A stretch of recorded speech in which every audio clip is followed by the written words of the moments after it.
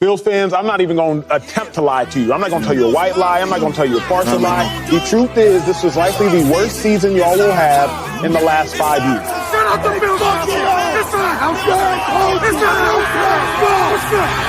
Yeah, we the Buffalo Bills. Yeah, we the Buffalo Bills. You better know that. Look how we throwing and catching, cause we are unstoppable, yeah. You better know that. Look how we running and hitting, cause we are unstoppable, yeah. Reppin' the mafia, yeah. Reppin' the mafia, Bills, mafia, yeah. You better know that. Look how we throwing and catching, cause we are unstoppable, yeah. You better know that. Look how we running and hitting, cause we are unstoppable, yeah. Want me now listen, everyone play their position. Buffalo got a tradition, they say we trippin'. They better get out our way. Top of the table, we flippin'. We on a mission, got an unstoppable team. Continue to follow your dream, by any means. Buffalo, get in the Super Bowl ring. Cause we the Buffalo Bills. Yeah, we the Buffalo Bills. You better know that. Look how we throwing and catching, cause we are unstoppable, yeah. You better know that. Look how we running and hitting, cause we are unstoppable, yeah. Reppin' the mafia, yeah. Reppin' the mafia, Bills, mafia, yeah. You better know that. Look how we throwing and catching, cause we are unstoppable, yeah. You better know that. Look how we running and hitting, cause we are unstoppable, yeah. Mafia up in your city, time to get gritty. Screaming and yelling, we bugging. Look at the red and blue. This is an MVP year for Josh Allen. As an MVP voter, I said this last week. Josh Allen, he looks like an MVP. When you vote for MVP, and I can speak for myself, I think I'm one of 50 voters, you look at a couple things. Who's the best team in football? Who's the best player on that team in football? What do they look like as the best player on that team in football? And how much talent is around that best player on that best team in football?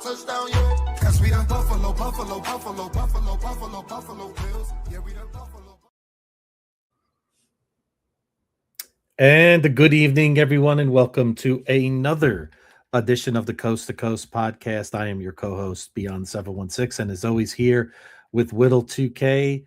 And we are here, and I can tell you, Whittle, we've done a lot of podcasts together.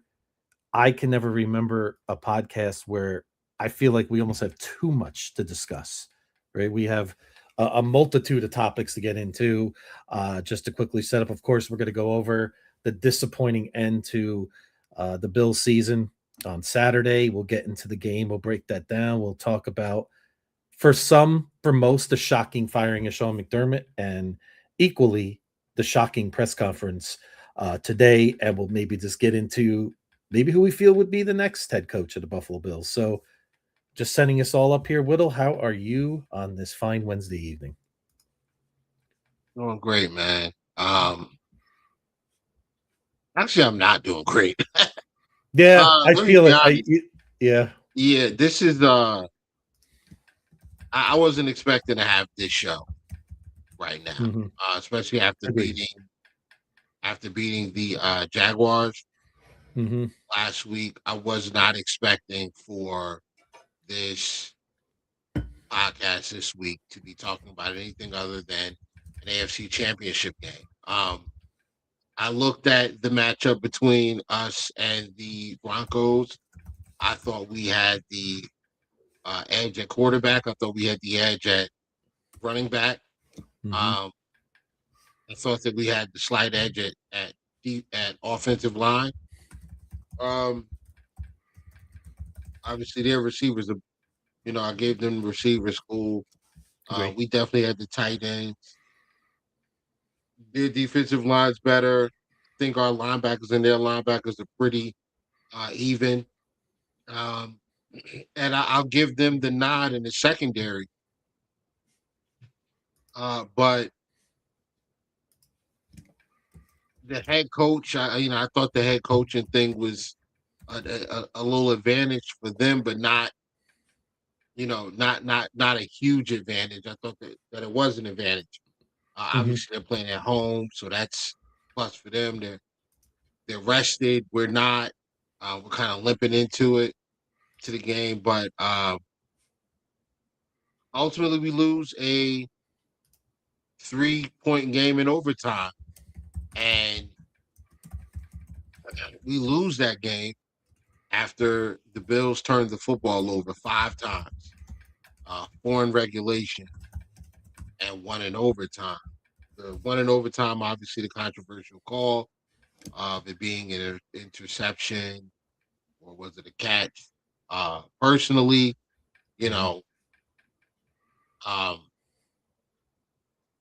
I've seen it both. I've seen it multiple ways.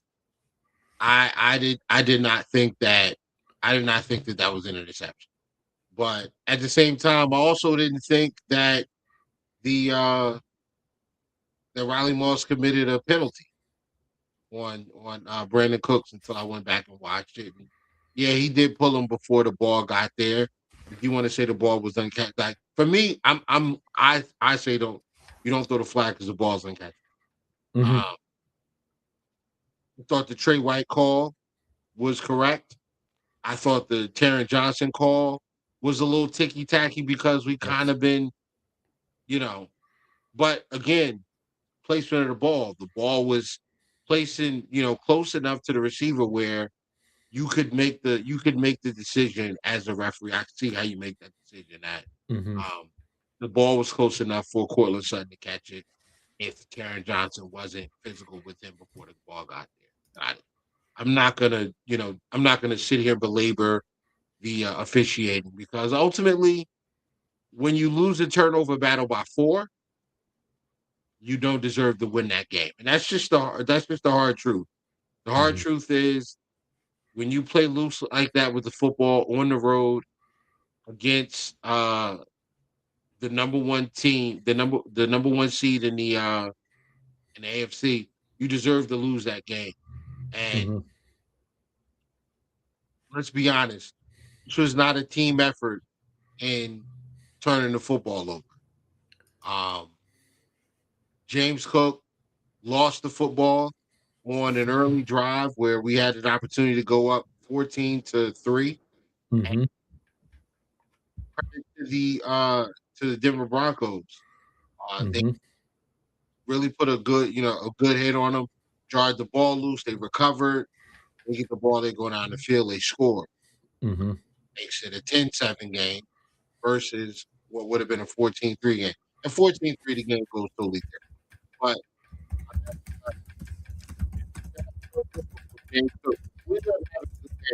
150 50 total or all-purpose yards. Yeah, let's not even put that up. John. No, the new Bills. No, that's not happening. It's welcome, trolls. We love having you here. Just keep on coming. We love you. So,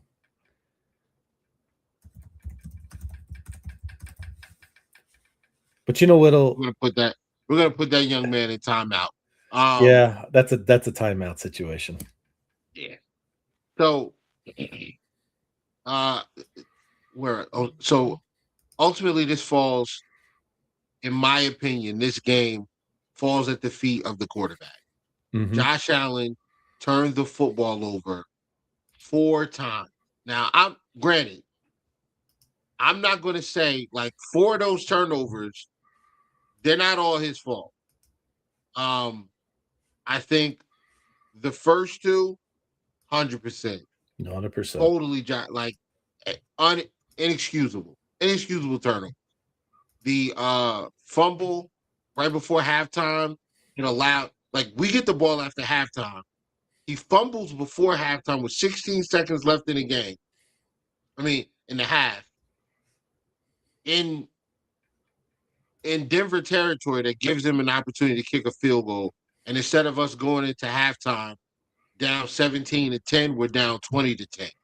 That, to me, was egregious. And it's not like the fumble was a great play by the defense. Like, you want to give them credit for the hustle? Absolutely. The credit to the Denver defense, to the Broncos defense, for hustling on that play and not allowing, just not allowing somebody else to get in there and, somebody else will make the play. The play's already passed.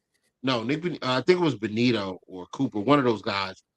They chased Josh down from behind, and he was being loose with the football, and he paid for it. The team paid for it because he fumbled.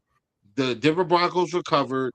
and they were able to kick a field goal right before halftime to go up 2 scores.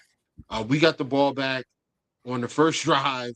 Literally, for whatever reason, they decided to put Shakir in. They decided to motion Shakir and use him as the pin and or the shield guy and to push Benito into Deion Dawkins.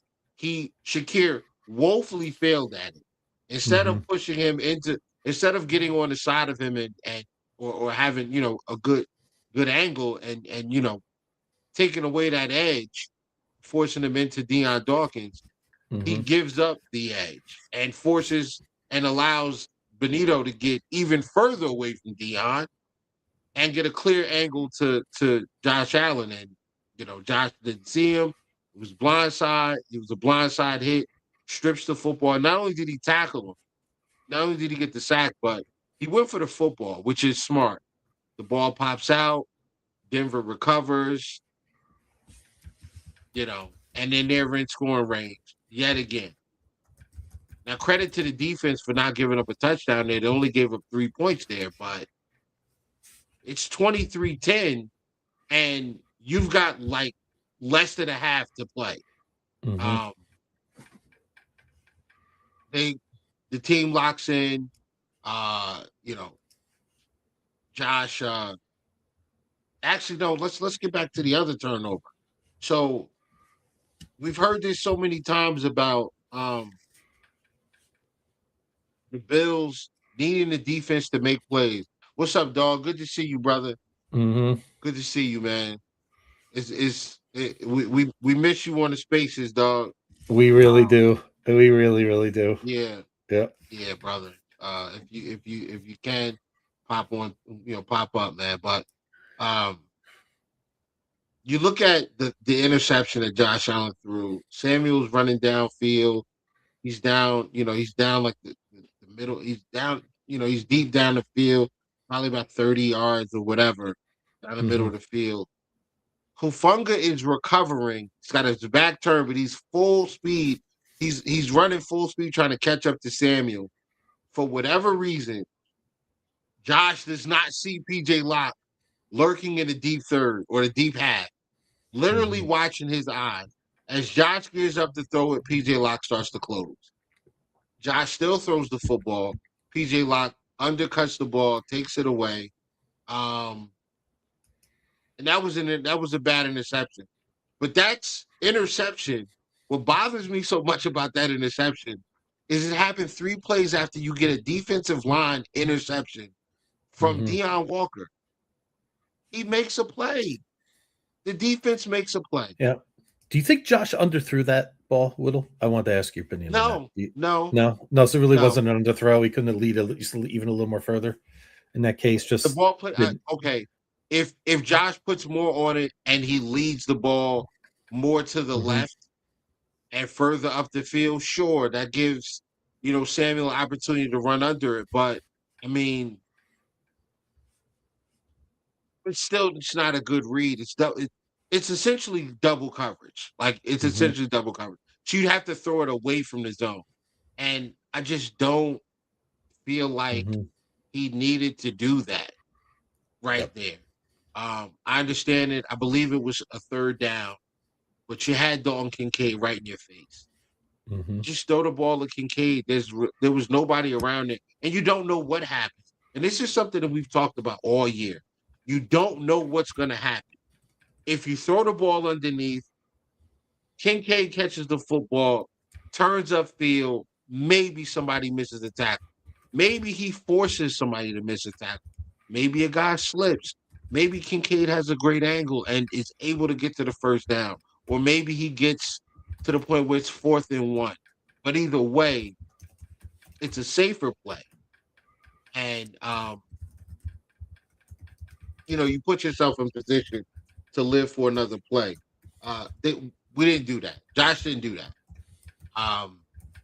Earlier in the game, first drive, Denver, driving down the field, they're running the football, throwing the football, they're doing whatever, pretty much whatever they want, right? They get down the field. Actually, no, they weren't. I'm not gonna say they're doing whatever they want. we got them to a couple of third downs. They made some plays. You know, Sean Payton's a great play caller. Yes, he is. We get them down into the red zone. They hand the football off. RJ Harvey goes up the field. He gets the ball knocked out of his hands. It's a fumble. Buffalo recovers. Flag on the play. Larry Ogunjobi offside. We lose that turnover. What was upsetting about that play was, why did he have a jersey? Fidarian Mathis had earned that jersey. He didn't get that opportunity. I feel like Fidarian Mathis is a better player in this defense than Larry Ogunjobi is, and I felt like he should have been there. But at the end of the day, you know, that was a turnover that we should have had. We didn't. The interception of PJ Locke, super egregious, especially after a interception by Deion Walker. AJ Epinesa almost had a defensive lineman interception. Josh Allen carrying the ball like a loaf of bread or a clutch bag, running up the field right before halftime. Doesn't slide, doesn't tuck the football, loses the football. They kick a field goal. We're down we're down 3 scores. We're down 3 scores, and before you can, before the second half, before you even get back to the seat with your snacks, we're down 23-10, and what do you do at that point? Well, what happens at that point is the defense locks in. We get some stops. Josh takes care of the football, gets the ball out to some of his playmakers. They make plays. We get down the field. We put points up. Keon Coleman catches a slant, breaks a tackle, gets into the end zone. And we end up taking the lead back. We get 14 unanswered. It's 24-23. We force another punt.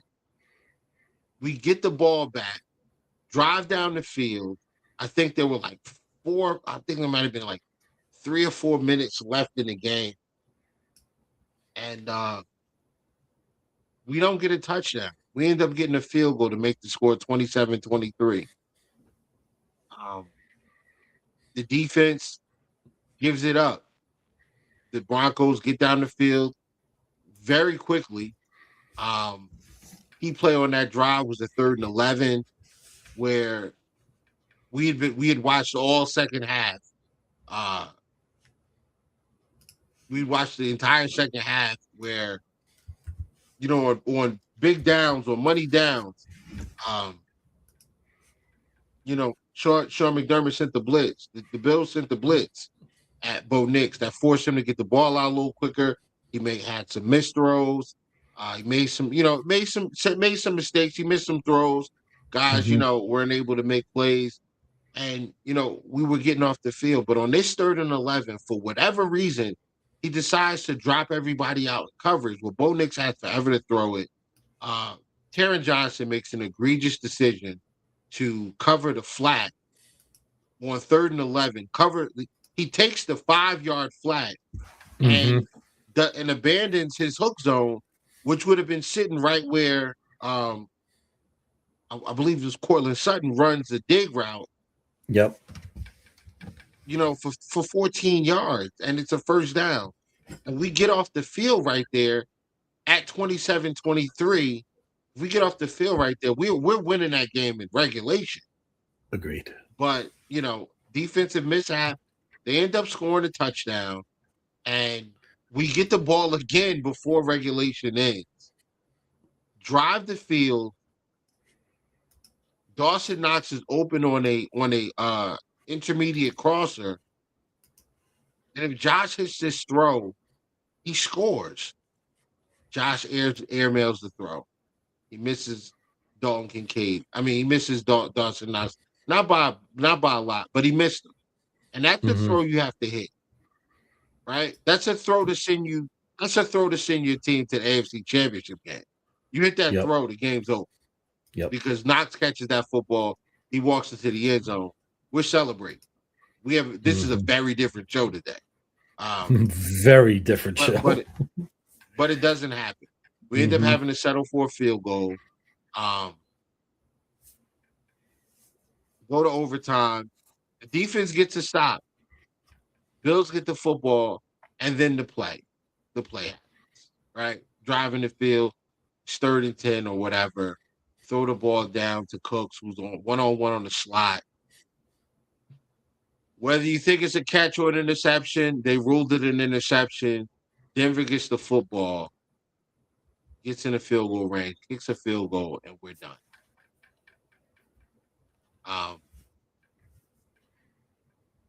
So that's my recap of the game. I mean, we can get into the post game stuff if you like.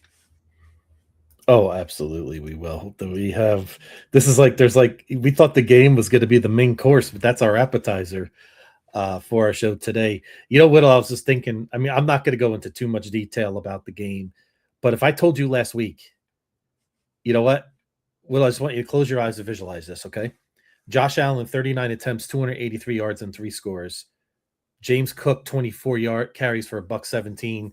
Dalton Kincaid, 6 for 83 and a touch. And the leading rusher in Denver has 29 yards, and it's Bo Nix on 12 carries.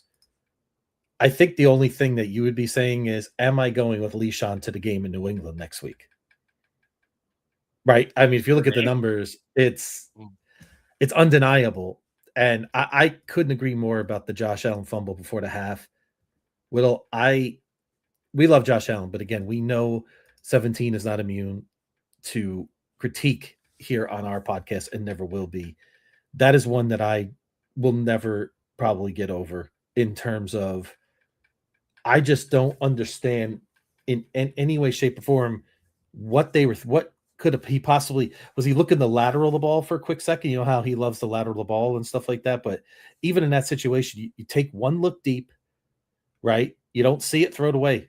Just down the ball, go into the half. That's it. It was a very, very simple thing. At this point in his career, Whittle, those things should not be happening. I don't care who the coordinator is. I don't care who the coach is. I don't care who owns the team. Right? Doesn't matter. Josh should know better than that at this year 8 in his career at the level that he plays at. Just completely unacceptable at every level. Think how big those 3 points were. It could have changed the entire complexion of the second half. I mean, we usually do well in our double dip right before the half, but we went the opposite this time. They double dipped. They double dipped.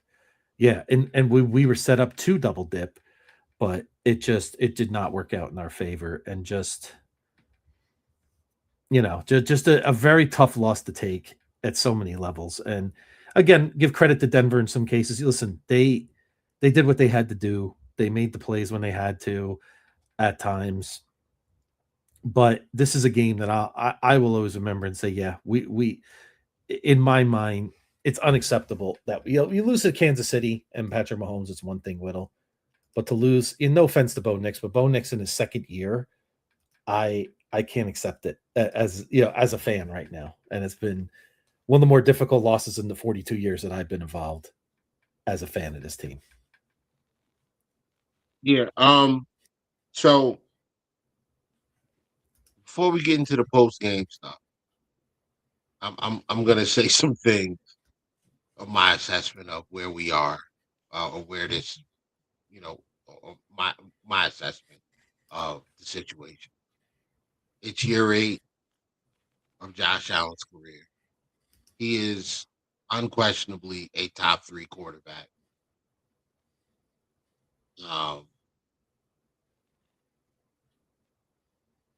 At this point of his career, there's certain things that no one should have to tell you. At the level that you play at on a normal basis, no one should have to tell you certain things.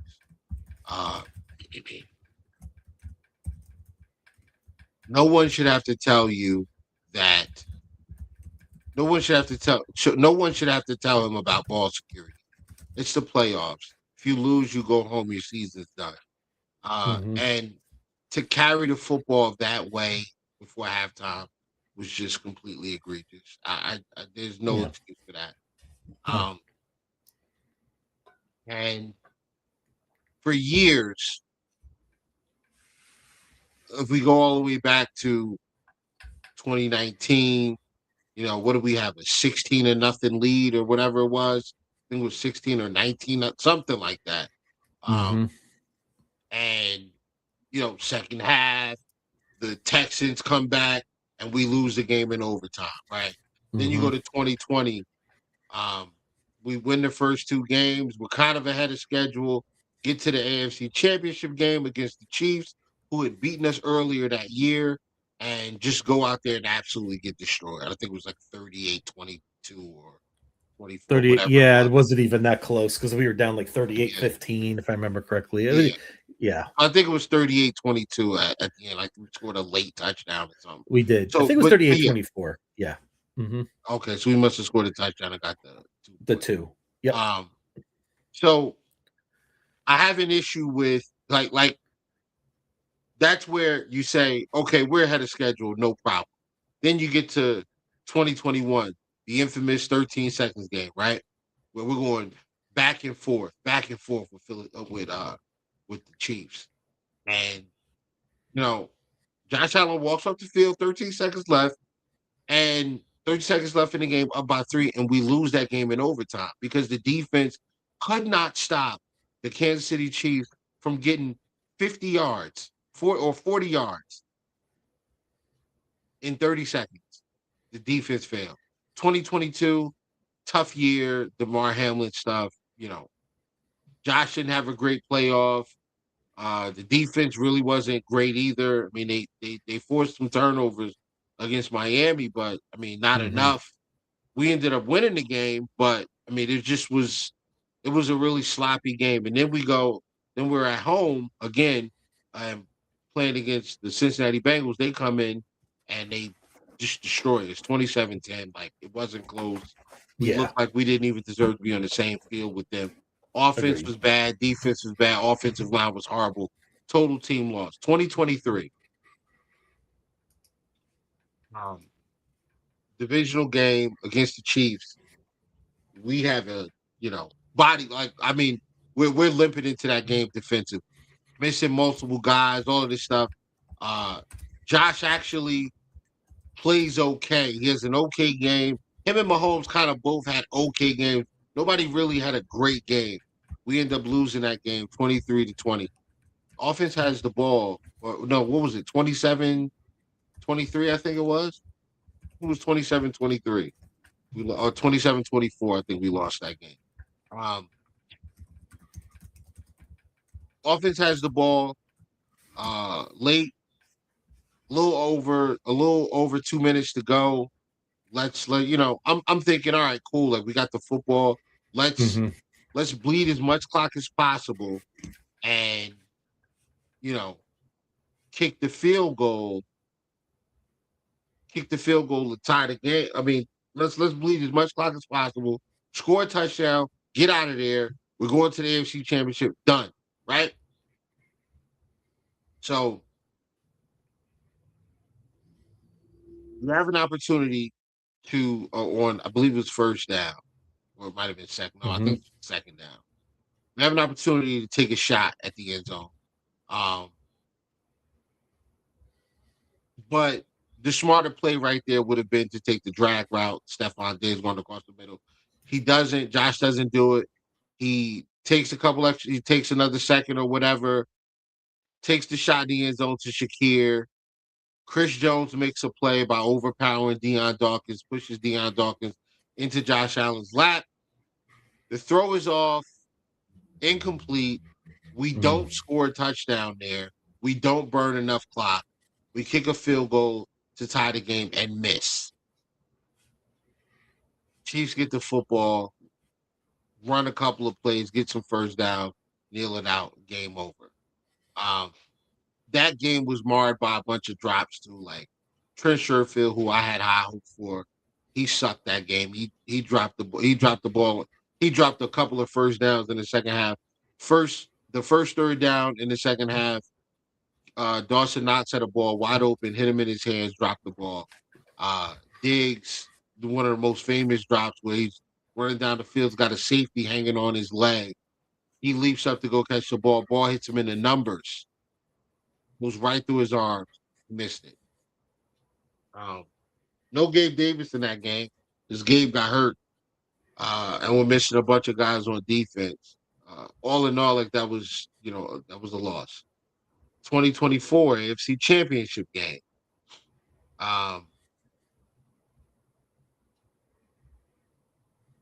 Yeah, 2024 AFC Championship game.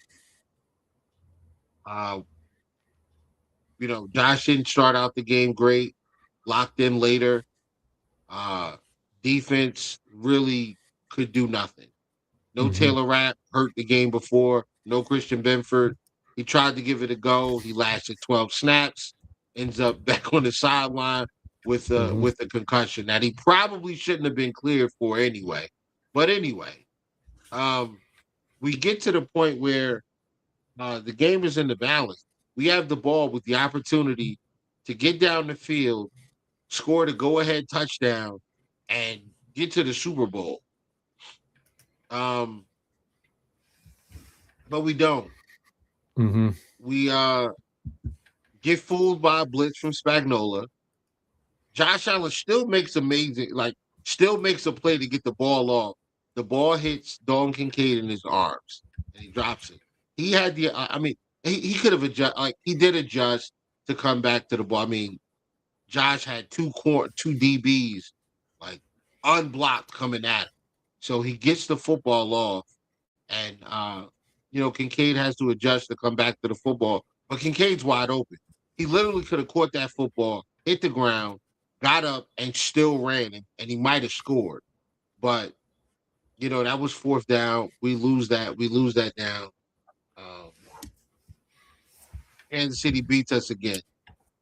And all of these years that we're losing these games, the defense is giving it up left and right. I mean, every time we score to go ahead, the defense is not getting the stop. They're not making them. They're barely making plays. Credit goes to Jordan Poyer for punching that ball out of Miko Hardman's hands before he crossed the end zone. Straight up. Great job. Like that, yes. Made a play. We'll take it. But nobody else made it's very few and far between that the defense made plays for us in the playoffs, especially against the Chiefs. Fast forward to this game. The defense is making plays. We're getting off the field. They're getting stops. They give up 3 points to start the second half and give up 7 on the last Broncos drive in the second half.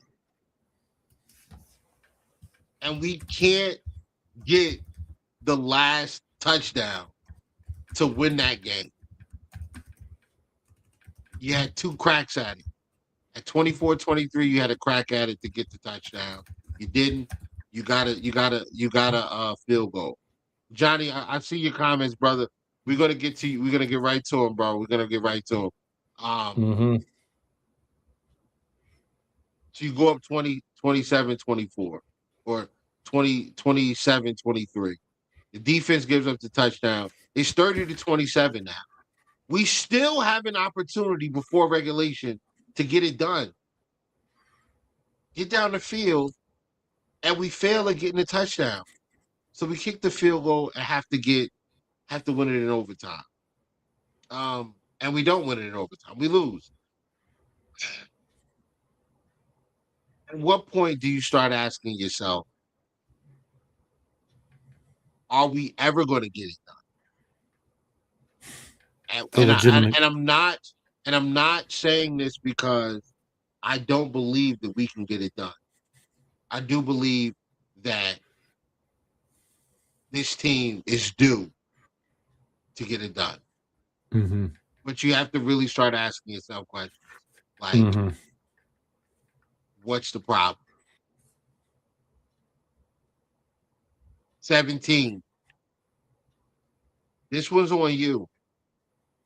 Can you get it done? Can you deliver in those clutch moments? Because we've seen Mahomes do it. We've seen Burrow be unflappable in those moments. We've seen Matthew Stafford be unflappable in those moments. We've seen Jalen Hurts in these pressure moments be unflappable. Mm-hmm. I got to see Josh do it. Yeah, I think it's I think one of the things too, Whittle, is I think we make this harder than we really have to make it a lot of the time, right? And there's so many reasons for that, right? It's the strange losses in the middle of the season. We feel like we talk about them every year, right? Losing to the likes of Zach Wilson, or too many men on the field against Denver, or this year against Atlanta, right? That puts us in these positions where instead of being a 6 seed where we have to win 3 straight games on the road, maybe we're a 2 seed or a 1 seed, and we have these teams coming to our house, or maybe we get those bye weeks, right? That we haven't gotten for a number of reasons, right? Whether it's KC getting a bunch of great calls to get that 1 seed, where I think we should have been the 1 seed last year, right? Or just, yeah, or like I said, a little bit of Josh Allen here and there. Defense hasn't come through in the biggest of spots at times, right? It's just a little bit of everything. I gotta stop. I gotta stop you real quick. No. That what you're saying is exactly correct for every other year besides this year. Yeah. This year, I hang this year at the feet of 17. Mm-hmm. I hang it at the feet of 17. And I know there are Bills fans that are listening or watching that are not gonna like this, and you know, if you unfollow or don't want to watch going forward because you're being too critical, we wouldn't be here without Josh Allen. That's true. We would not be as good as we are without Josh Allen. 100% correct. 100%. Mm-hmm. Yep. Yeah, I think the defense We did also enough this wouldn't have game. lost I agree with you. the number of games we lost this year if it was not for Josh Allen. Every loss we had this year in the regular season, outside of the game against Philadelphia, Josh Allen had 2 turnovers. Every single one. Go check. Mm-hmm. Go check. Yeah, he did. Every single game. Mm-hmm. Not only did he have 2 turnovers, and now let's go to the Philly game. The turnovers he had were stupid. You had Spencer Hawes, you had Jackson Hawes wide open immediately. You throw that ball. If you throw that ball immediately, he is open. That's a first down at least. It's 2nd and 3. He catches that football. He gets up the field. It's at least a first down, possibly more. We're in the red zone. We're in the lower red zone, looking to go in and score against a team that didn't complete a pass in the second half. A game where we held Saquon Barkley to under 70 yards rushing. You hold Philadelphia with all those all-pros on both sides of the football, all those Pro Bowl guys, great offensive line, A.J. Brown, all of these guys. You hold that team to 13 points in your building and lose? Why? Why did you lose? Because Josh Allen didn't think that the flat route to the tight end, to the third tight end, was good enough. He bypassed that and said, let me see what I got downfield. Nothing downfield. So now you go back to that, to the flat. It's not there because Zach Ball's closing in. And now you got pressure on you. You get hit, instead of just taking a sack or throwing the ball out of bounds as the pressure gets there, you try to throw the ball at the last second. It's ruled a fumble. The ball goes, 40 yards backwards or 30 yards or whatever. And what happens? Philly picks it up. They get down the field. We give them the ball at our 40. And they go in and score a touchdown.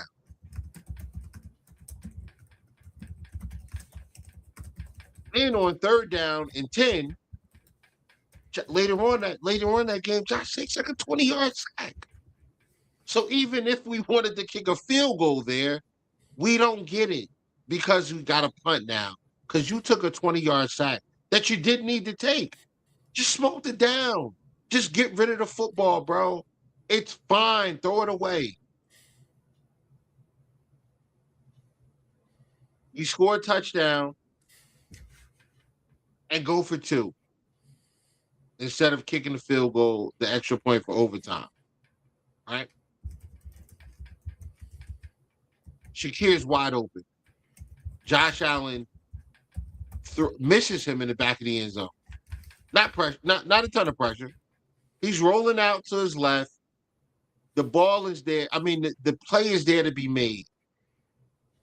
And he fails. Josh Allen took more sacks this year than he did last year. Mm-hmm.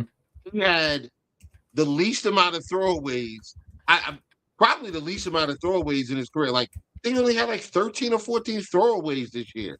Why? Throw the ball away, dog. Throw the ball away. It's okay. The defense is actually okay. Yep. And you know what? You know what else I'm tired of hearing about? I'm laying this season at the feet of Josh Allen. Yeah. The other thing, listen, they'll say, well, Josh is such a competitor. Listen, Josh is a competitor. I will never question Josh's heart. Okay. But that's not, oh, well, he's trying to do too much. Well, he should know better. Again, this is football. It's part of who he is as a professional. You have to just get rid of the ball to live another down. These things should be instinctful at this point. And maybe there's something to this and maybe leads to something later in our show that we're going to be speaking about, but we're not doing that. Sorry, Matt. Yeah. Leave that up there, though. Leave that up there. I'm sorry, Matt. Not buying this. Because Josh Allen won an MVP playing within the confines of the offense last year, with worse receivers last year than he has this year. So he trusted the offense last year. And when he did, he won an MVP. We were the 2 seed. And the only reason we're the 2 seed is because the Chiefs happened to be 15-2 and they were 12-0 in one-score games last year. So this year, I hear this thrown around that he doesn't trust what's in front of him. He doesn't trust what he's seeing in front of him. He doesn't trust the guys that are in front of him. And no, I'm not saying that I'm not saying that that's your point, Matt. I'm not. I'm not saying that that's your point. But I've heard the excuse that, well, Josh doesn't trust the guys. He doesn't trust the wide receivers. Doesn't trust the pass catchers. Well, tell me what happened when we played week 1 against the Ravens. He trusted them then. He trusted both the receivers then. He trusted Palmer. He trusted Keon Coleman. He trusted Shakir. He trusted all those guys then. What about when we played the Chiefs and he had an 85% completion percentage? He trusted him then. Mm-hmm. He trusted him then. When we played against the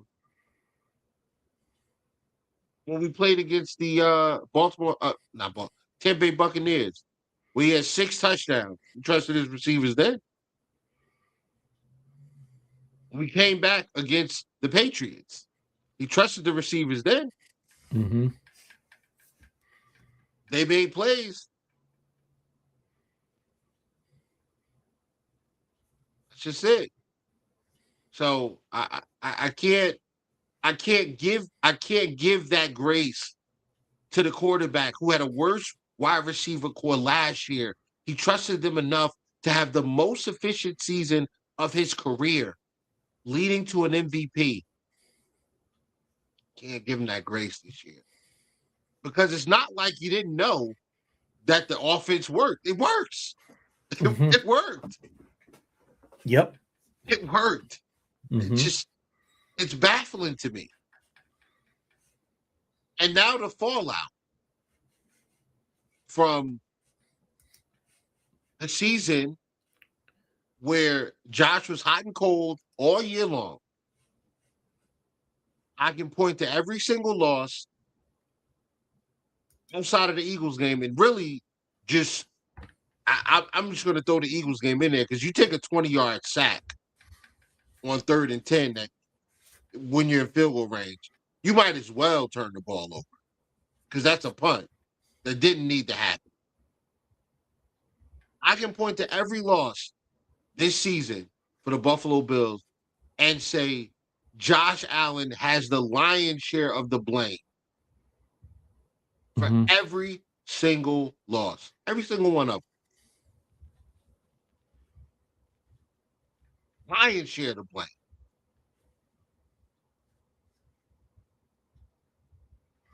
And who gets held accountable for it? Sean McDermott loses his job after the Denver Broncos game. The post game the post game press conference from this Denver Broncos divisional game. Josh Allen is crying. I feel like I let my team down. I feel like I let these guys down. You did. You did. And it's really unfortunate because the path to the Super Bowl was lined not with Patrick Mahomes and Joe Burrow. The path to the Super Bowl was lined with Trevor Lawrence, Bo Nix, and Drake May or CJ Stroud.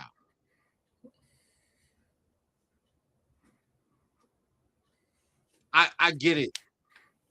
The Denver Broncos, the number one defense in the league, they led the NFL in sacks. Patrick Surtain's a dog.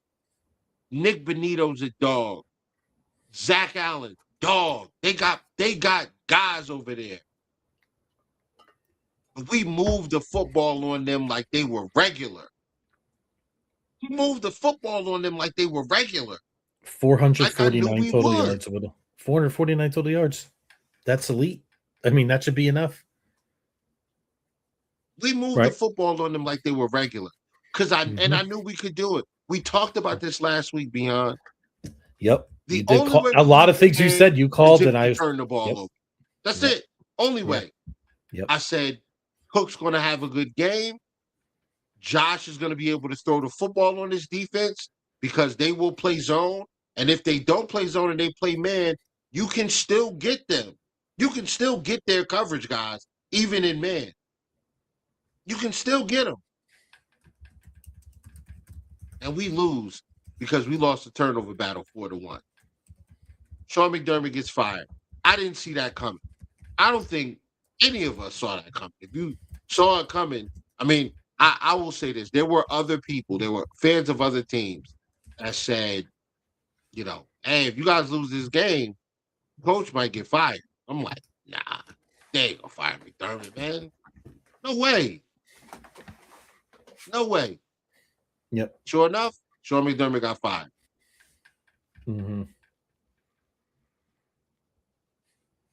My initial thoughts to Sean McDermott getting fired was, well, when is Brandon Beane getting the axe too? Because they came in together. They gotta go together. Because if we're gonna blame McDermott for the defense never doing what they needed to do in the playoffs and some of his bad coaching decisions, then what about the GM who drafted the players that either couldn't be on the field, signed the players that either couldn't be on the field, or when they got on the field, made mistakes to, you know, on the defensive side of the ball or whatever, to put us in the position that we're in? What about him? Why isn't he out of here? Well, we found out. Brandon Beane is being retained.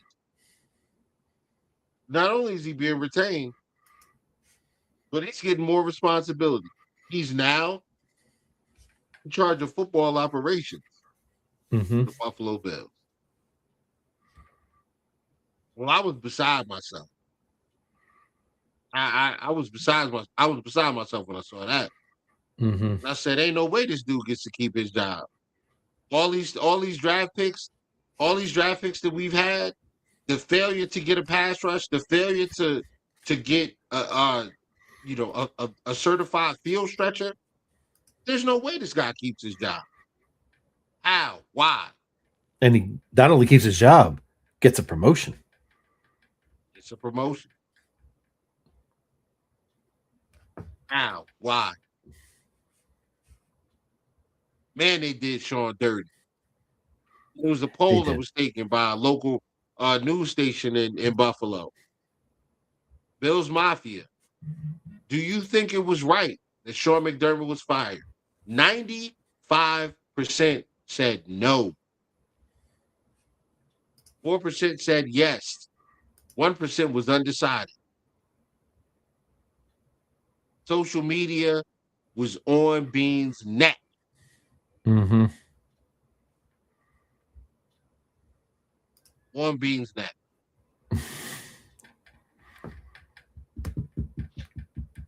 And then there was the press conference announced. Mm-hmm. There's going to be a press conference with Terry Pegula and Brandon Bean. We're going to talk about the next direction and all this other stuff. Whatever. So I'm tuned into it, to the press conference. Terry Pegula comes out and says, and mind you, before this press conference, I'm thinking to myself, I need to hear that they came out and they said, Sean McDermott, what I wanted to hear was, we thank Sean McDermott for his service, but after years and years of failure, we felt like we needed to go in a new direction. We felt like there needed to be a new voice. We felt like there needed to be a change, a shakeup in the organization. And his imprint on this roster has not been good enough. His control of this roster has not produced a roster good enough to win or get to a Super Bowl. That's what I wanted to hear.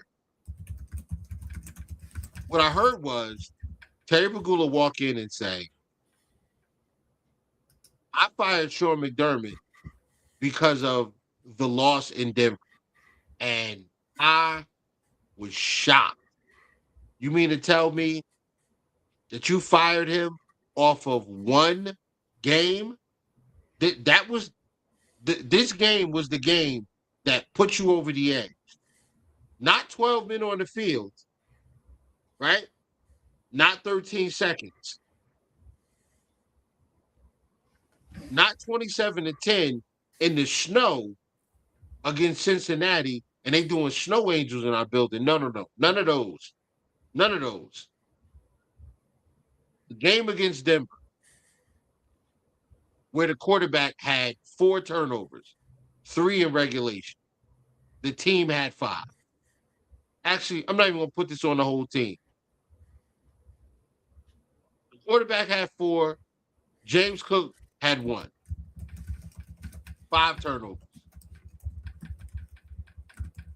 I was shocked that they came out and actually said that.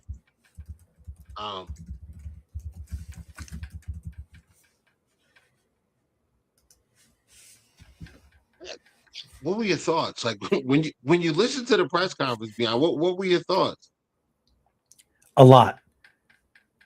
I mean, there's so many things to unpack from this press conference, and sham is a great word right there. I think you said it really well today in our space about it's alarming, right? What we heard today in this press conference.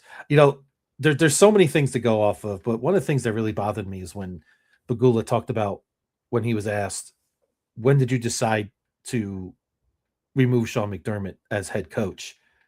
When I went to the locker room, I had a vision, or I guess it was in the heat of the moment. Let me tell you something, Whittle. After this game, and Matt Digert, our fearless leader in here, can tell you, I was done with everything, done with sports. I was on a rampage after this game. A few too many cocktails, of course. Right? The emotions were flying. 42 years of being a fan, just seeing the way we lost that game. I'm done with sports. I'm done with everything. If I made decisions right then and there, Whittle, they were not going to be good.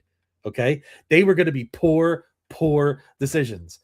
If you're telling me a billionaire owner decided after a game and he goes to see Josh and he's crying at his life, He said, you know what? I'm just going to get rid of McDermott. If that's the way he's operating, Whittle, we have a major problem at One Bills Drive right now. Major problem. First of all, I think it's complete I think it's complete BS. First of all, I think this was decided a long time ago. When he was asked a question, he should have said, while this was a very difficult decision, I'm going to keep that in-house, and and then drive the question towards being focused on winning a Super Bowl. You don't have to answer and give so much information. And then the Keon Coleman situation. Are you kidding me? This guy's 22 years old. Okay, he's made mistakes, right? But we were all 22 at one point. This guy basically takes it upon himself to throw Keon Coleman right under the bus and then throw McDermott right under there as well. I mean, it's a multi-fatality accident he had after that. When I heard that, I almost fell over when he said that about Keon Coleman, that it was the coach. You don't say anything about that. You say nothing. Keep that in-house. We don't need to hear that stuff. Even if you believe in Brandon Beane, that's fine, but you don't throw Keon Coleman. What do you think other players, Whittle, I want to ask you, what do you think other players, agents, when they hear Terry Pegula say that, right? Like if the Bills want to ask about A.J. Brown, right? We're hearing all these whispers about A.J. Brown. You don't think A.J. Brown hears stuff like that and thinks, hey, what is Terry Pegula going to say about me if something goes wrong if I come to Buffalo? You don't think players talk? You don't think agents talk? That infuriated me to no end, Whittle, probably more than even the loss at this point. And it really makes me wonder. And, listen, this is why I have my Sabre hat on today, because as Matt knows, I could look at things from a Sabre and Bill's point of view with this owner, right? And we've seen the good and the bad with Pegula. Terry Pegula, if he speaks 5 minutes, it's usually about 4 minutes too long. He's not an eloquent speaker, Whittle. He's not, he's a billionaire, not because he speaks. Okay. So he just needed to be very short and sweet, give his flowers to McDermott, put his full support to Beane, and get the heck out of the way and let Brandon Beane do the rest of the talking. But that was my first reactions on Terry Pegula. And I'm still flabbergasted. And the other thing, Whittle, is you probably felt this. How many friends of mine that are not Bills fans say, wow, what's up with your owner? What's going on over there? I couldn't believe these comments. Like, they were shocked.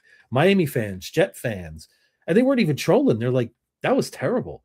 And that also speaks volumes to me, on where we stand. I mean, I certainly hope this is just a bump in the road and things settle down as we look towards, who's going to be coach, and maybe things will, Whittle. We'll see who they bring in and how the structure of it's going to look. But I'll tell you what, that I agree with you. The word alarming is without a doubt probably the word of the night that I have in my mind. Yeah, any decision made in the heat of the moment when you're emotional usually is the wrong decision. And there's usually consequences that come with it that are lasting a lot further than they're a lot long. They're longer lasting than what you probably want them to be or expect them to be. I was shocked. I was alarmed, and I felt very uneasy about the future of this organization listening to the press conference today. The shot that was taken at Keon Coleman, you just don't say that. And Terry Pegula went out of his way to bring that up, right? He goes out of his way and says, hey, because the question was asked to Beane, not to Terry Pegula.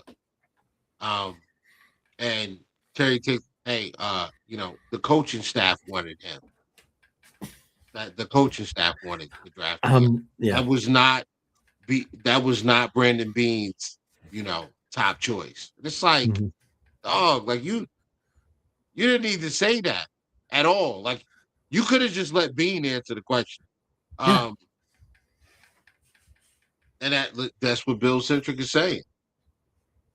That's a great point. Terry should have just been quiet. He didn't have to say anything right there. You could have just been quiet.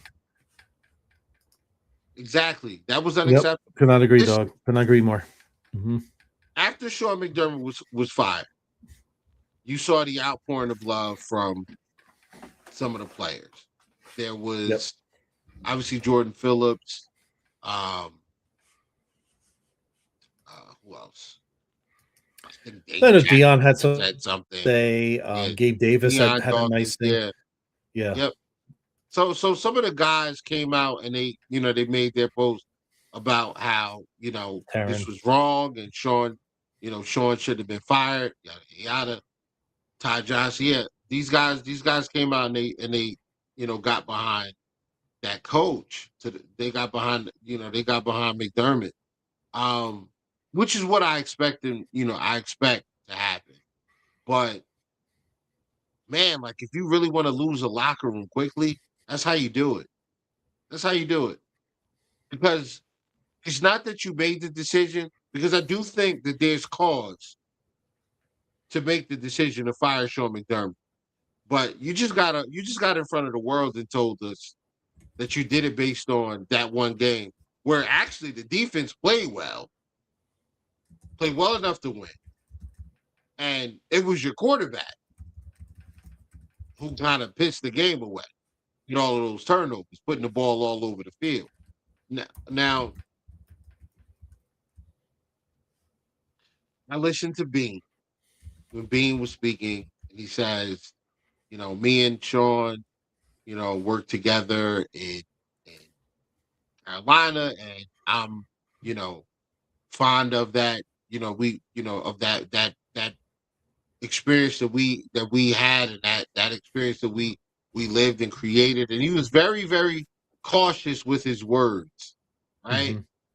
Like there wasn't a big, we formed a bond that's unbreakable. We'll remain friends. Da, da, da, da. He was classy. I wish him the best. He did a great job for us, and he's going to be a great coach somewhere else, and he's going to be successful somewhere else. Classy, but not what I expect to hear after 9 years in a position that he got you, and then coming from a spot where y'all worked together for however long it was, 8 years, whatever it was. I expected a little more, and I didn't get it, which kind of raised my antenna a little bit. Like, I feel like Sean McDermott kind of got snaked out of his job, Mm-hmm. and I Well, the fallout was. Go ahead. no. I think a lot of us Bills fans, we speculated about Sean McDermott for how long in spaces, right? I mean, we know these people that shall not be named that have been calling for McDermott for years, right? And we even said, like, sooner or later could happen. I just think it's the manner that they went about this, and just the details that they provided has just made this messy, right? If they took the high road, and our good friend Dale said it today, be boring today. You didn't need to make this kind of excitement. I know the Bills fans are wanting information and stuff, but it's high road time. It's praise Sean McDermott, praise his family, just like they started. Just leave it at that. Say, the details we're going to leave in-house on these decisions that we make, but we take it very seriously, and our whole goal is to get the Buffalo Bills the Lombardi trophy, and we're moving forward with it, and start moving it towards that conversation, which we're going to have Felt over like there. Beyond. What's that? You felt like Terry Pegula came in there and put his penis on the table. Yeah. Show everybody how big it was. Well, yeah, or trying to compensate. But did I say that? But yeah, I did. But that's, you know what I mean? But that's basically right. It's like he put him out there as, listen, we always say there's a difference between the M's in the world and the B's in the world. We know what we're talking about. Millionaires versus billionaires. They walk different. They look different. You just know, right? When you see a billionaire walking down the street, or you just know they're different. They're not, there's only 3,000 of them in the world. Just think about that. Ain't no billionaires walking around my neighborhood. No, even a mine here, Whittle. Not really. I mean, if I go There's to a couple millionaires where I work. There's a couple millionaires where I work, but no billionaires down there. That's for sure. I have to go. I have to go to the hills, not to the gardens around here to find some billionaires. But even that's a little sketchy. Where you going to find them, right? But there's only 3,000 plus billionaires in the world, and our owner's one of them. Just think about how rare that really is, and it's just. I don't know if his heart was in the right place, but I don't think it was a heart situation. I think he was making a statement and saying, I'm, and again, I can't imagine how that resonates with the team, how it resonates. I mean, I think Brandon Beane's going to have to do a lot of cleanup behind the scenes here. I don't know how you feel about it. You don't think Keon Coleman's agent is going to be in contact with Brandon Beane this week, or it hasn't been already, or there haven't been things said? I say, what's going on with my client there? Why is this being said? Hey, by the way, he just scored a touchdown on Saturday in the playoff game. Say what you want about Keon Coleman. He did produce. He did help you out, right? So, and yeah, I'm with you, dog. I wish they would walk around my way. I keep playing that Powerball, so if I could ever win the billions, maybe I could take his claim stake from him. We could run this thing right. But be that as it may, it was a very disappointing press conference for the most part. And again, leads to questions about Brandon Beane. Do you think that Brandon Beane may step down as GM at some point and they bring somebody else in to be the general manager?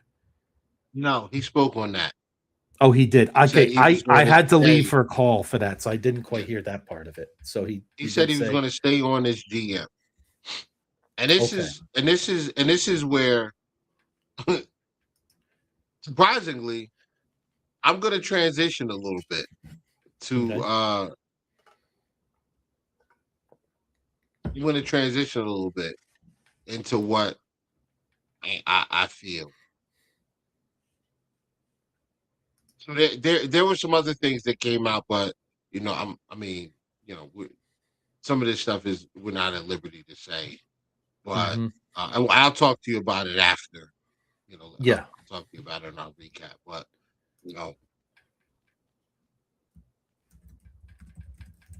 I did get a sense from the things that Brandon Beane said that let me know that Sean McDermott had more input on roster composition than we probably think. And what's interesting is Terry Pegula comes out and starts off his soliloquy with, we've had a Super Bowl caliber roster. We've had a roster capable of winning a Super Bowl for a number of years now.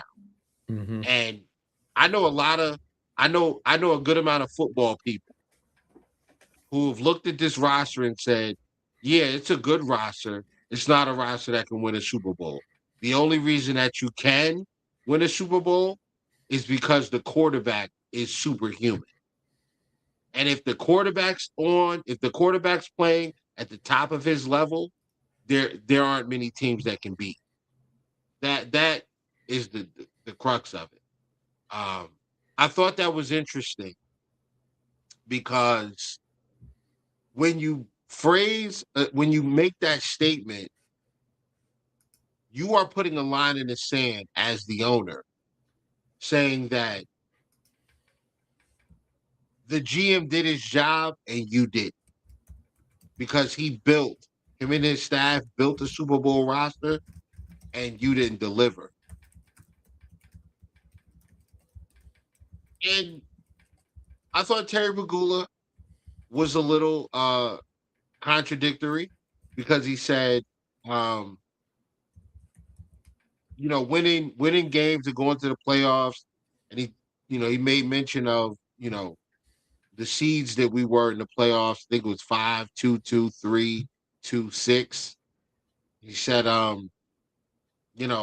this is not about winning this is not about winning divisions. It's about winning a Super Bowl. We want to win a Super Bowl. And I felt that. I said, okay, I can get that. I can get on with that. But then they started talking about bringing in a new coach.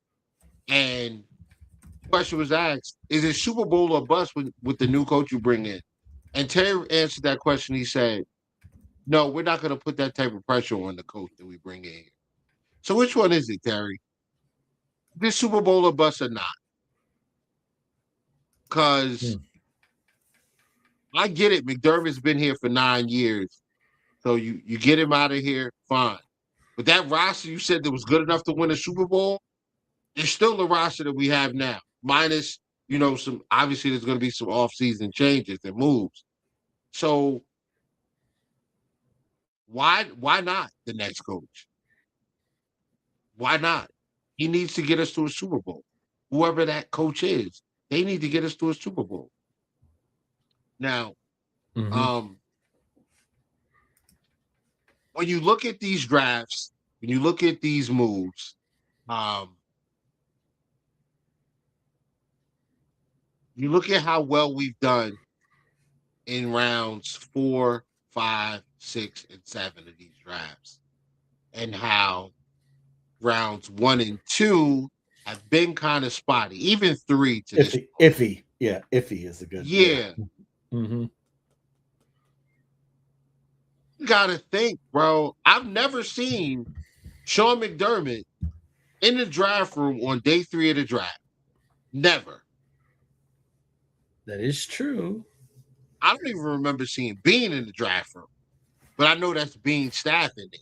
I know that. I haven't seen the OC in there. I haven't seen the DC in there on day 3. I've seen them I've seen them make some great picks on day 3. Jackson Halls was a day 3 pick. Yep. Dawson Knox was a day 3 pick. Yep. No, Dawson Knox, I think, was the 3rd round pick. Was third it 3rd round. or 4th? Yep, 3rd. Round. Third round That's from day Ole 2. Miss, right? Yeah. Day 2. Day 2, my bad. Christian Bedford. Yeah, Christian Bedford. I mean, we know that. One of the best. Ray Davis. Yep. Deion Walker. Even all the way back to Taron Johnson, right? He was a late J3 pick too, right? Round pick. 1st round pick. Yep. Same year as Josh Allen. We got guys in that 4th round. Gabe Davis, 4th round pick. Khalil Shakir, 5th round pick. 5th round pick. Really good draft picks guys. late there. Yeah. You're getting good guys. Even the UDFAs they pull in. And good players. Van der Mark, he was a UDFA. Alec Anderson, UDFA. Yeah. Cam Lewis, UDFA. A lot of these guys, man, pulling these guys in, and they're playing, they're giving us excellent snaps when they come in. Yep. Whittle, it feels like that Pegula almost said, I need an excuse to tell why I am keeping Brandon Beane, because remember, a lot of people like yourself and myself and others question why we're keeping Brandon Beane along with Sean McDermott, and he says, well, here's what I'm going to tell him.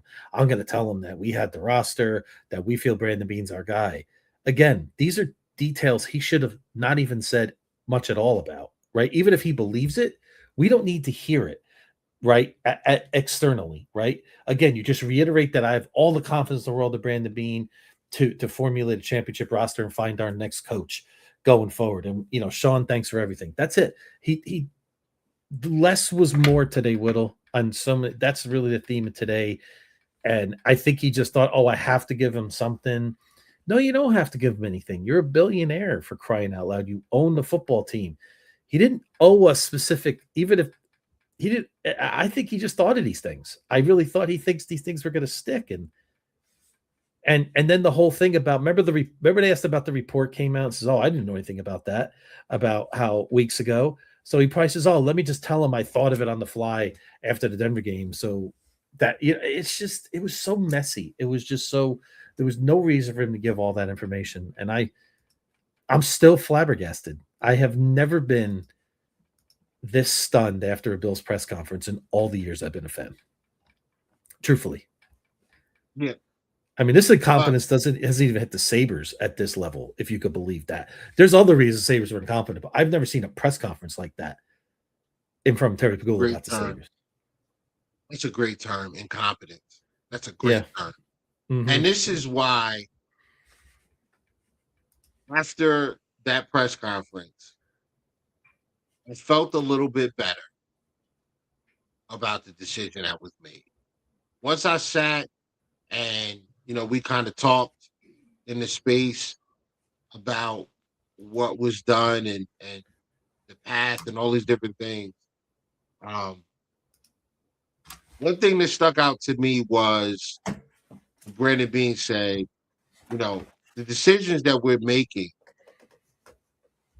like he said, like, well, we're the primary goal is to protect Josh Allen, right? Primary goal in some of these decisions that we make is to protect Josh Allen. And he was talking about in roster the roster. He was talking about, building that offensive line, getting the run game, et cetera, et cetera. Then I thought about it. The goal here is to protect Josh Allen. That's the cash cow, right? Not Sean McDermott. Cash cow was Josh Allen. He's the reason this franchise is a Super Bowl contender every year. And Sean McDermott is an excellent head coach, an excellent defensive mind. And over the last few years, Josh Allen has been stripped away of some of the things that made him great. Now, don't get me wrong. I'm a results guy. So we scoring 30, we scoring 30. I don't care if we kicking 10 field goals. We scoring 30 points a game, we scoring 30 points a game. That's not enough to get over the hump. If you scoring 30 in the playoffs, like, it's going to have to be like an exciting 30. Like a 30 that like if you're like that offensive production, got to be the type of offensive production that tells the other team, yo, we might have to scrap what we doing because they on one right now. We got to match. We got to go band for band with them. We got to go bar for bar. We can't try to play this game on our speed because they're playing at a different level. They're playing at they're on a different wavelength than what we expected. And on top of that, in order for you to win the Super Bowl, you have to win at least 3 games in the playoffs. That means you need 3 straight games from Josh Allen at peak level Josh Allen. I'm talking about 27 of 31 for 283 yards, 3 touchdowns in the air, no interceptions, 7 carries for 44 yards, 2 touchdowns. That's the type of we need that. We need that, or we need that, or at 80% of that. 3 straight games. That's what you need to win the Super Bowl. How do you get there? Because we haven't seen that since Brian Daboll, who currently is not a head coach, who's been shopping his services around for a head coach position or offensive coordinator position. Now, they were asked, is this a true, Brandon, is this a true head coaching search, or do you already have a candidate in mind? No. We don't have a plan. It must be July. Julier.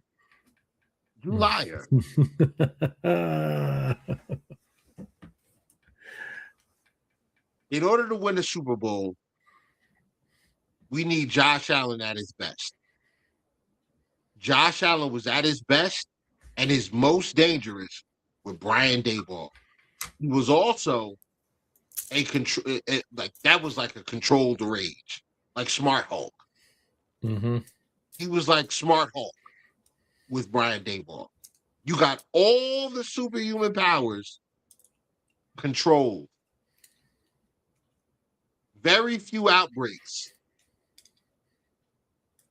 And on top of that,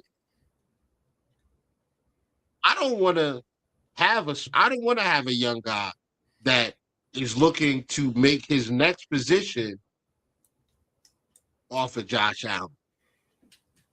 Yeah. We're 3 years he's in the system as an OC. Next thing you know, he's getting head coach and he's out here. So I'm not saying that Brian Daboll is the head coach, but if you want to get the best out of Josh Allen, you need a Brian Daboll in that building. Yeah. If you want to get real creative and blend the passing creativity of a Brian Daboll with the balance of a balanced offensive effect, with a balanced offensive attack, you need somebody who understands that type of game plan. You need somebody that understands that type of offense. You know who has a pretty balanced attack, who usually has a pretty balanced attack? Sean Payton. You know who works for Sean Payton? Davis Webb. You know who Davis Webb used to be? Yep. You know who Davis Webb used to be? He used to be the backup quarterback in Buffalo when Brian Daboll was the offensive coordinator. Yep. He was the third quarterback. And guess what else he is, Whittle? An FOJ, as we call it, friend of Josh. Friend of Josh. Mm-hmm.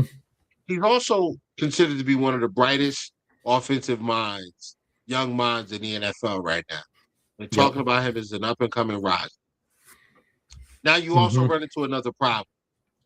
This roster is currently built for a Sean McDermott style defense. What is that?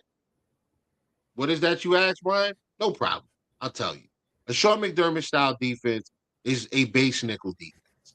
It's a 4-2-5. 4 down linemen, 4 defensive linemen, 2 linebackers, 5 defensive backs. 2 boundary corners, a nickel, free safety, and a strong safety. What coaches out there run that on the defensive side? I'm glad you asked. Leslie Frazier runs that. You know who Leslie Frazier is right now? He's in Seattle. Yes, he is. The assistant head coach. You know who he used to be? The defensive coordinator of the Buffalo Bills. Mm-hmm.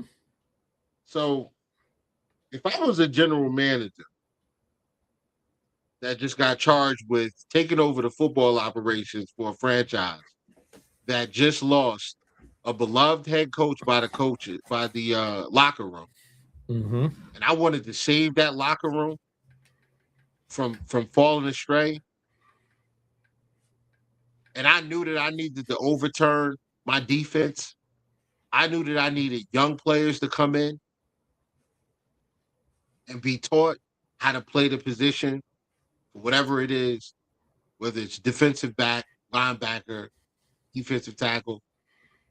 I would probably go get a coach that's familiar with the building, familiar with some of the guys on the roster, and can utilize the personnel. Because let's be honest, Josh is 30. I don't have time to take 2 years and rebuild this defense for an odd front. I don't have time for that. Because I don't want to continue to waste any more years of Josh Allen's elite level of play. I don't want to waste any more. So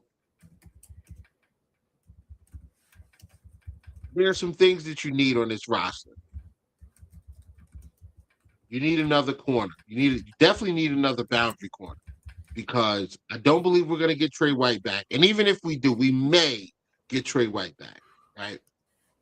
That gives you 3, because we don't know what's happening with Dorian Strong. But you need another corner to play, so you don't have to put a Dane Jackson level of player out there, right?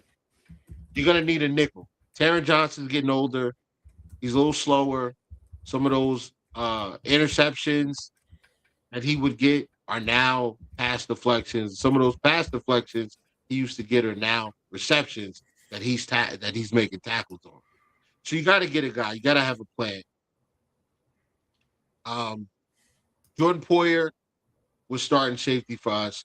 He had a bad hammy. He couldn't go. That hurt us as well because we had to throw Darnell Savage back there for a play, and he got cooked for a touchdown. But you need another safety to pair with Cole Bishop, who's rounding out to be a really good player. Well, those guys got to be taught. They got to learn. Not only do they have to learn NFL game, but they got to learn how to play, for the Buffalo Bills. Well, what better guy to bring in than the former DB and Leslie Frazier, who's an excellent teacher. Excellent teacher. I got Cole Bishop, the new safety that you draft. I still got Cam Lewis, who's there. He's not a young guy. Oh but, yeah. Yeah. I got Christian Benford, who's really good, but we can always learn more. Maxwell Harrison's young. Yep. If Dorian Strong comes back, he's very young. The backup nickel, whoever that's going to be, still got Jordan Hancock on the roster. We got to figure out what we're going to do with him as well. We're talking about like 7 guys that need to come in and be taught. We've got to overturn that linebacker room. We're not getting Shaq Thompson back. He's a Bean guy. I mean, he's a McDermott guy. I don't think we're getting Shaq back. Shaq's gone. We may get Matt Milano back. Maybe Milano may follow McDermott too. Milano may follow McDermott. Milano may follow McDermott. McDermott drafted him. He may follow McDermott. So in the event that we do lose those 2 linebackers, we got a lot of work to do because it's just Dorian Williams, maybe, who left the game with a neck injury after the first play. I don't know whether he's coming. I don't know what the issue is with him. We haven't heard anything on that. Terrell Bernard, who's had a couple of he had a really good year, then he had half a good year, and then he tailed off at the end of the year, and then the last year was just bad. Not a good year. Not a good year for him. There were certain spots where he flashed, but for the most part, it just wasn't a good year. You got to get some more linebackers. You got to get some guys in there, and some young guys too. You got to get some young guys in there, and they got to learn how to play in a nickel defense. They got to learn how to play in these zones. Like they have to understand their zone drop.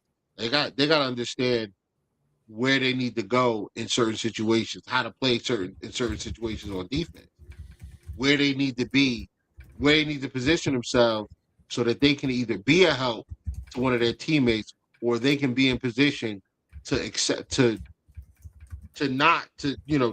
be in the right position and position themselves to where when they're getting help, they're in the right spot to make it very difficult for a completion. Like all of these different things have to be taught.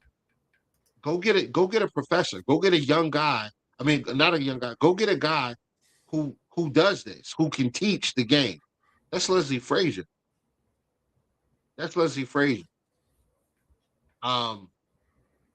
We still need help on the defensive line. And I know everybody wants to think Leslie Frazier is what you saw in 21 and 2022 and 2019. 2019 defense was actually really good, but 2020 and 2021 and 2022 are the ones that stick out the most because everybody's like, oh, I hate this soft zone. We're not aggressive enough. Go watch what Leslie Frazier's defenses in Minnesota looked like before he came to Buffalo. They were nickel based. They were an even front, and they were aggressive. They got after the quarterback. They took the ball away. He's fine. That's how you save this. That's how you save this franchise.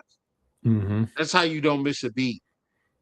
Yep. Get the locker room back. And we've also talked about something else. Sean McDermott built a great culture here. That's no question. Yep. There was no edge. Like the edge really wasn't, you know what I'm saying? Like the edge really wasn't there. He was too nice. Some of these guys are too nice. We need a couple demons in this room. couple of demons. Yeah. You know what? You know Nothing the wrong with first some one I demons. want? I want the head coach to be a demon. Yeah. Yeah. I want the head coach to be a demon. I want him to be a guy that is looking to run through your chest. Whether you decide to move or not, he's running through you to wherever the next destination is. That's the guy I want. I want a guy that's going to coach this team that wants to put 55 up every night, like a Mm. Ben Johnson. Yeah, Yeah. Ben Oh man. Johnson would have been great if we Mhm. moved on last year. Okay, so having said that, Whittle, who I know it's early. This is all kind of fresh for all of us.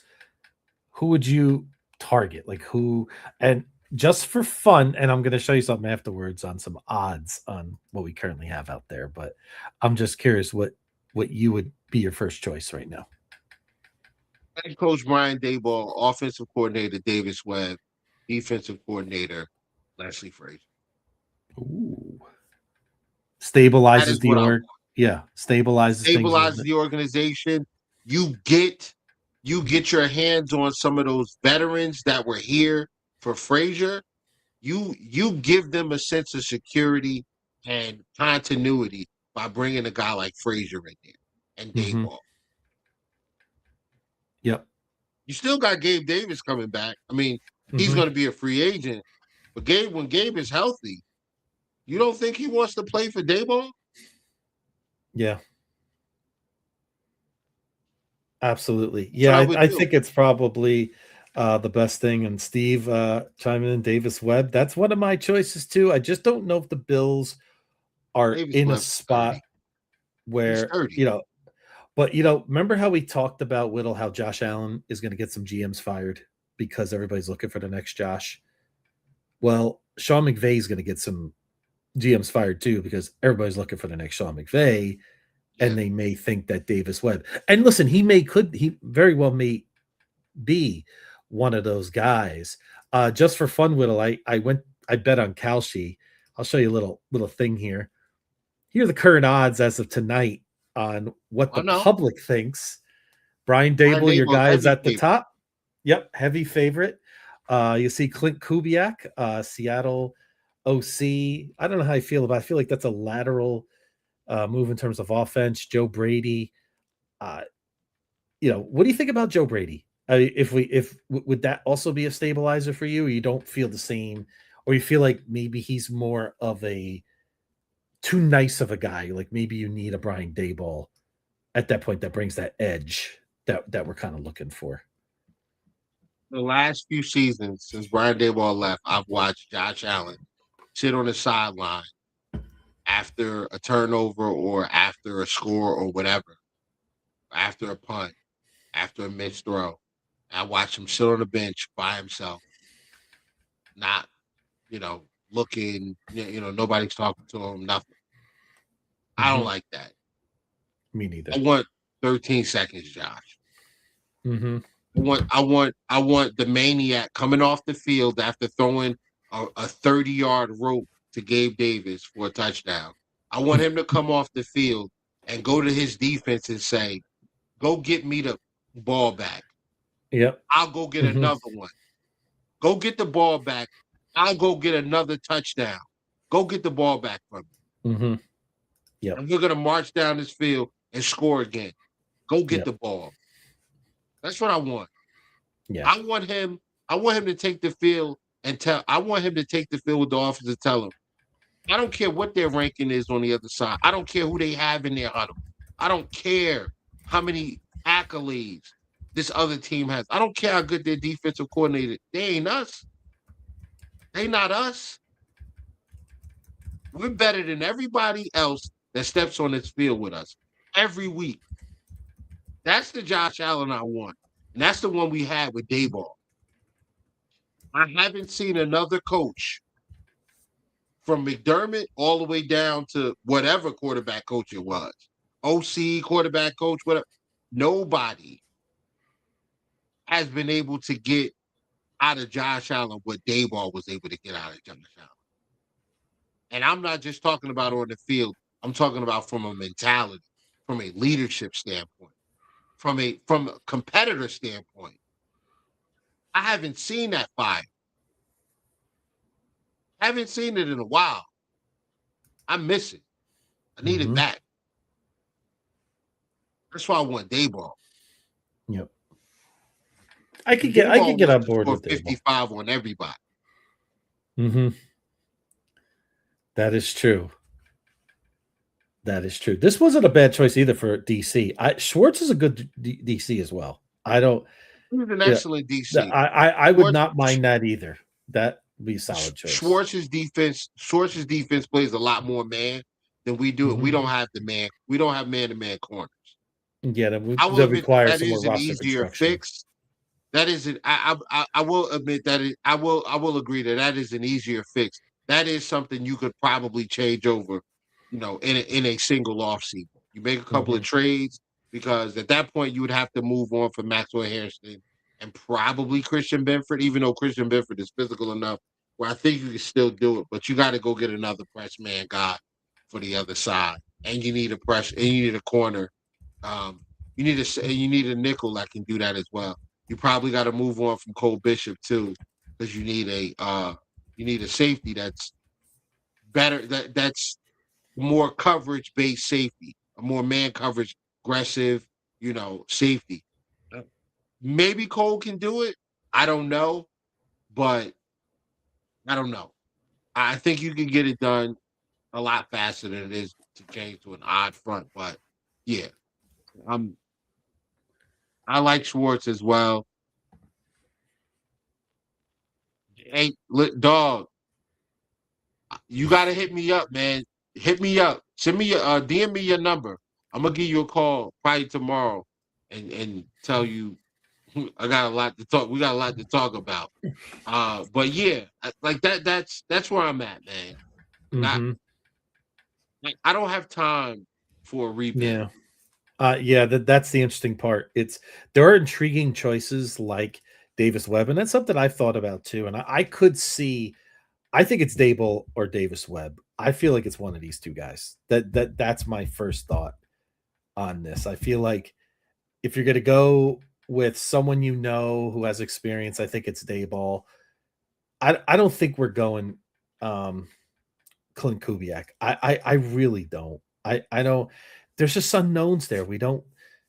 Right, he comes from another organization. I feel more comfortable with guys that have some relationship with Josh that understand some dynamics of Buffalo. I think that's something that Bean and Pegula are going to look for in their next leader. And I think really, Dable's from Buffalo, so that's something else to consider. So that's a pretty seamless transition there as well. So we'll see how it goes. It's going to be quite fascinating. Steve says if it's Patriots Rams Super Bowl, and I shudder at the thought of that as being the Super Bowl. We'll have our coaches. I'll just be watching Bad Bunny in halftime and go to sleep. We'll have our coaches by this time next week. So that could be, possible. So we'll see how that goes. Yep. It's Dable, Josh relationship, Pegula relationship, Buffalo relationship. Yeah. I mean, that's where I'm at too. And I'd be okay with it. I mean, I still, question. Listen, I think McDermott leaving it's business, right? You said it before. We talked about it. Andy Reid. I mean, I was at Tony Dungy's last game as a feel like business. No, but these things happen to great coaches, right? Like I was at Tony Dungy's last game in Philly live in Philadelphia when they lost that wild card game, and then the Buccaneers got rid of Tony Dungy. You're like, wait a minute, they're going to Tony Dungy. I mean, he's done a great job with Tampa. Now they get the Super Bowl next year. We're hoping for the same results. I mean, sometimes really good coaches or great coaches do get fired, and it's the unfortunate part of the business. And I wish Sean well. I'm 98-50.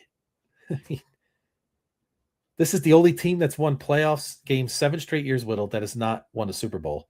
The other teams on the list have won 2 or more. Most of them won 3. We're the only ones that didn't even play in the Super Bowl. Speaks to how great we've been the last 7 years, but also adds to the frustration that why haven't we at least made a Super Bowl at this point? So we've been great. Especially this year. We've also fallen short. It also speaks to the failure. Mm-hmm. I mean, our point differential is over 900. No team is in since 2020 is over 600. We're plus 9 plus. I mean, the numbers are staggering, right? What this team has accomplished over this decade. We got the best record this decade. There's so many things, but the fact that we haven't even appeared in the Super Bowl, I can understand why they did it. I just think the reasons that Pegula gave today were just pure BS. Period. I mean, it was fluffed. There's nothing I can say about what Pegula did today that was really good. So that's all I had. I don't believe for a second that he decided to fire him just after the Denver game. I don't believe that. I believe that this was already a decision. There were conversations. Hey, this is the goal. You need to get at least here or it's over. I think that was something that was expressed ahead of time. I think the team knew, which would explain the outpouring of emotion from not just the quarterback, but the rest of the team in the locker room. By the way, how'd you feel about that? The tears. Honestly, it was a little emotional. I think I got more emotional when I saw Deion Dawkins' reaction to Josh's tears. Right. And it speaks to how much they really love this guy. Right. It speaks to, like we said, that you could tell that these guys really care for each other. Heck, Brandon Cooks was a mess. And he's only been with the team for 2-3 months. Right. And you could see the closest in the room. And I think that's all great. And I agree with you, Whittle, but I do agree. We need some demons in here. We need a couple more to mix it up, right? That maybe take things to that next level to say this is unacceptable in those moments, right? So, I mean, the tears were, I think they were genuine from Josh. So what is it? They handed this like the Jets. Yeah. Honestly, yep. And why did they have to announce Bean's promotion at the same time? That's salty. They could have waited a month. That's why I didn't feel like business. It felt personal. It was personal. It was personal. Yeah. I'll tell you what, speaking of the Jets, they were talking about this on WFAN. My buddy was telling me today. If I was owning the Jets, imagine if they just swooped in and hired McDermott right now. I mean, could you imagine the double edge that would do? It would inject some juice into the Jets and also take a swipe at one of your biggest rival in the division right now. Yeah. So that's pretty unbelievable. So I think that they would have fired Glenn by now for sure. I mean, I think that'd be pretty shady to fire him at this point, Whittle, but who knows? But I don't know. Went to some kind of side view or something here.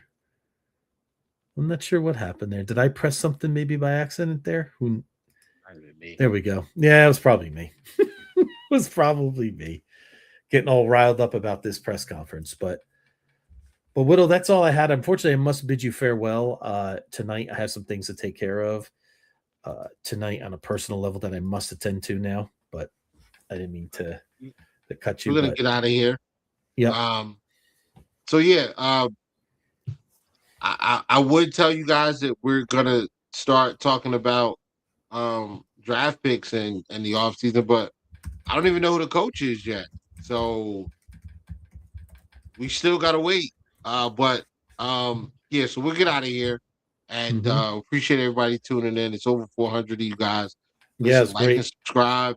If you're following us on Twitter, tap the link in my bio. It'll take you right to the YouTube page. Please like, subscribe, hit that bell, leave a comment. It helps with the algorithm so that we get more views and this podcast gets out to more people.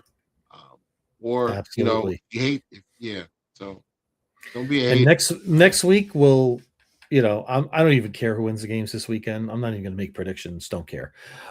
So whatever. Like I want the Rams to win the Super. Like it's the Rams. The Rams win the Super Bowl. I'm good. What? But I'm going to tell you this. I think Denver's got a shot Sunday. I know nobody's giving them a shot, Whittle, but I think they do. They do. And you know what? In fact, Stidham doesn't suck, and they don't need a time. Who did Stidham quarterback with? If my memory stands correct. Stidham wasn't he a Patriot? Auburn, I believe. Yeah, but I think he was a Patriot too for a bit. So yeah.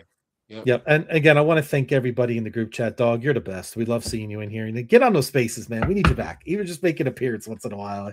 I miss that energy for you, Dog. I really, really do. Especially the last couple of days. Oh, man, I could just hear Dog in these spaces. It would have been tremendous. So Denver Rams and Rams win. You know what? I could get on board. I'm sorry, Whittle. Denver versus Rams and Rams win. I could get on board with that. That sounds perfect. I want the Patriots to lose like on a last second bad call. I'm not gonna laugh. I'd laugh my ass off if they lose to Denver right now. It would help with the pain of losing this game. Let's be honest on that. So, but next week we'll dive more into the coaching situation. We'll have tons to talk about, and as we go forward, we'll start. Senior Bowl's coming up. I will Senior Bowl, and listen, for anybody listening for the first time, this is where Whittle gets really at next level. You think Whittle's taking it down in the offseason? Oh no, this is where it just gets started on our podcast. So, and we'll take you along the journey here as we go through the Senior Bowl, we go into the draft, and we go into free agency, and go for this. Yeah, and I'll say this: let's go Sabres, 16-3-1 in their last 20. By the way, Whittle, and not to break the drought. And by the way, a miracle happened tonight. The Knicks actually want to play a basketball game. So I digress. They played Brooklyn, so they better. I'm leaving that alone. We'll circle back to that. I got to take my my lumps on the Knicks lately, so we'll digress. But I got to get out of here. Unfortunately, Whittle, I really do. So thank you so much, everybody. I really appreciate it. You guys are awesome. Look forward to next week and beyond. All right, Bills. Go Bills.